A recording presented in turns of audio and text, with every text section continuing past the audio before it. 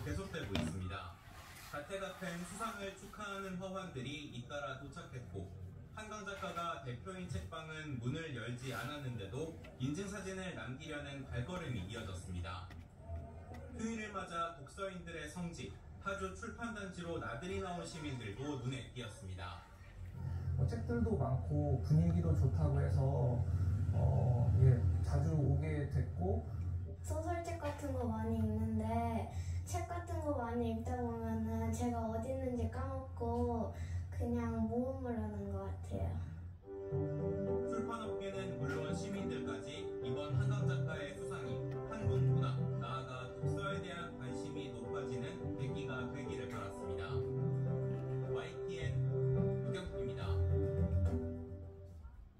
노벨 문학상을 받은 한강의 소설이 베스트셀러 상위권을 독점하며 서점가를 휩쓸고 있는 가운데 도서관에서 책을 빌려 읽는 사람들도 급증한 걸로 나타났습니다. 국립중앙도서관이 운영하는 도서관 빅데이터 분석 플랫폼 도서관 정보나루 통계를 보면 2021년 발표한 장편소설 작별하지 않는다는 전날 기준으로 대출 급상승 도서 1위에 올랐습니다.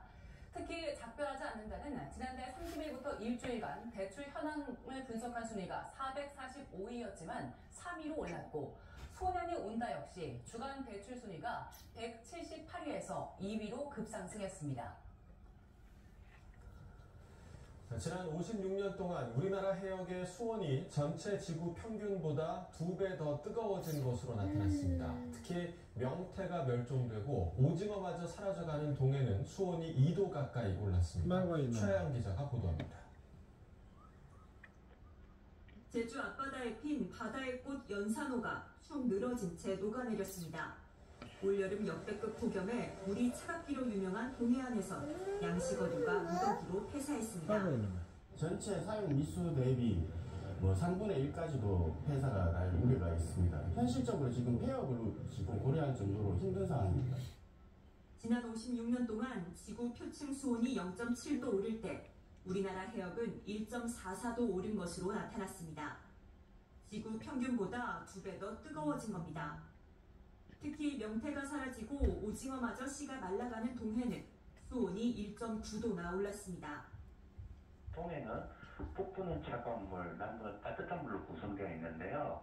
그렇게 따뜻한 물과 차가운 물이 만나는 경계가 점점 북쪽으로 올라가면서 이런 수온 상승으로 우리나라 어종 지도도 바뀌고 있습니다. 명태와 오징어, 멸치, 고등어는 점차 사라지고 있는 반면 주요 난류성 어종인 방어와 전갱이, 삼치는 지난 40년 동안 어획량이 꾸준히 늘었습니다. 특히 올해는 수온이 28도 이상이면 내려지는 고수온 특보도 역대 최장기간인 71일이나 이어졌습니다. 이에 정부도 부랴부랴 대책 마련에 나섰습니다. 고수온, 어족자원 변화 등 기후변화로 인한 수산 분야 영향이 본격화됨에 따라 이에 대한 종합 대책도 연내에 마련토록 하겠습니다. 국립수산과학원은 오는 2100년까지 우리나라 바다 수온이 1에서 4도 더 오를 것으로 예상했습니다. YTN 최하영입니다. 오늘부터 18일까지 전국 수산물 도매시장에서 양식 수산물을 대상으로 동물용 의약품 잔류량 검사가 이루어집니다. 식품의약품안전처는 국민이 안전한 수산물을 믿고 소비할 수 있도록 도매시장과 대규모 점포가 밀집한 유사 도매시장을 대상으로 양식 수산물을 수거해 검사한다고 밝혔습니다. 검사 대상은 조피볼락과 넙치, 흰다리새우, 뱀장어, 메기 등 유통량이 많은 150종입니다. 지난 7월부터 온라인에서 판매되는 불법 해루질 어구에 대한 특별 단속을 벌이고 있는 해경이 지난주까지 유통만 36명을 검거했습니다. 태양경찰청은 이른바 스피어건이라고 불리는 작살총 등 이들이 보관하고 있던 불법 어구 8,800여 점을 압수했습니다. 해경은 또 한국인터넷쇼핑협회 등과 함께 불법 해루질 어구를 판매하는 온라인 사이트 4,000곳가량을 차단했습니다. 오늘 새벽 5시 반쯤 대전 화남동에 있는 있는 단독주택에서 불이 났습니다.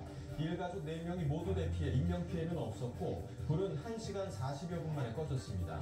앞서 새벽 0시 반쯤에는 대흥동에 있는 영업을 중단한 여관에서 불이 나 노숙인으로 추정되는 40대가 연기를 마셔 병원으로 옮겨졌습니다. 어제 오후 5시 50분쯤 경북 경주시 외동읍의 자동차 부품 공장에서 불이 나 공장 2개 동과 안에 있던 설비 등이 불에 탔습니다. 경찰과 소방당국은 공장 안에서 불이 시작된 것으로 추정하고 정확한 원인을 조사하고 있습니다. 오늘 새벽 4시 반쯤 경북 경주시 천북면의 폐기물 재활용 업체에서 불이 나 폐기물 10여 톤이 모두 불에 탔습니다. 경찰과 소방당국은 새벽 순찰 중 폐기물 더미에서 불길이 올라왔다는 공장 관계자의 진술을 토대로 정확한 화재 경위를 조사하고 있습니다.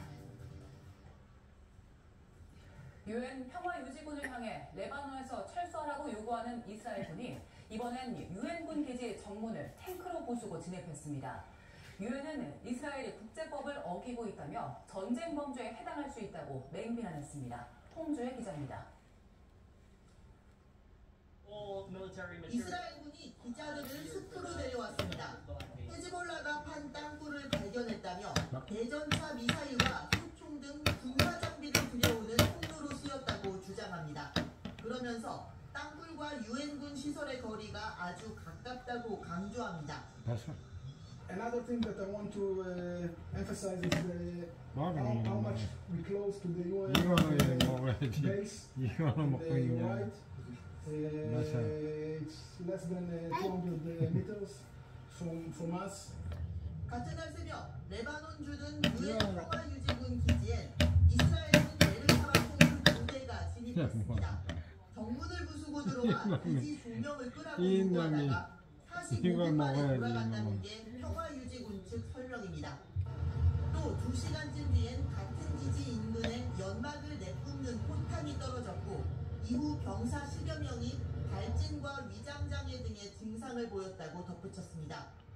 이처럼 이스라엘은 레바논 남부 유엔 평화유지군 기지 주변에서 군사 활동을 이어가고 있습니다. 각국에서 파견된 대원들이 다치는 사례도 점점 늘어나 네타냐후 이스라엘 총리가 유감을 표하기도 했지만 기본 입장은 그대로입니다. 평화유지군이 레바논 전투 지역에서 철수해야 한다는 겁니다. אנחנו מצרים על הפגיעה בחיילי מילואים ואנחנו עושים כל שביכולתנו כדי למנוע הפגיעה הזאת. אבל הדרך הפשוטה והמתבקשת כדי להבטיח זאת היא פשוט להוציא אותם מאזור הסכנה. 그러나 유엔은 이스라엘을 향해 평화유지군을 공격하는 건 국제법을 위반하는 행위로 전쟁 범죄에 해당할 수 있다고 경고했습니다. YTN 홍주혜입니다. 중동에서 확전 우려가 커지는 가운데 미국이 이스라엘에 사드 포대와 추가 배치하기로 했습니다. 이스라엘의 탄도미사일 200발을 발사한 이란은 전쟁 준비가 완전히